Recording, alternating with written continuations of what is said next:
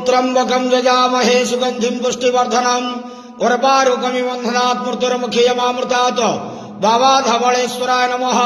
दीपं यदि परं ब्रह्म दीपं यदि जनार्दनः दीपाहरत मे पापो पूजा दीप नमस्तुते। धवळेश्वर महाप्रभु संसार सुखी रखंतु। अति शुभ रविवार रे समस्त श्रद्धालु भक्त मानक आशीर्वाद करंतु। मनस्कामना पूर्ण करंतु। कर्म चतुर्नति करंतु। ग्रहरिष्ट मान खंडन करंतु। जगतर मंगल करंतु। विश्वर कल्याण करंतु। आपणकर नाम प्रकाश करंतु। सेवकर डाक श्रवण करंतु। समस्त ग्वावसा भक्त मानकर मनस्कामना पूर्ण करंतु। हे बाबा धवळेश्वराय नमो नमः। संसार सुखी रखंतु आनंद गेवार हरि बोलो।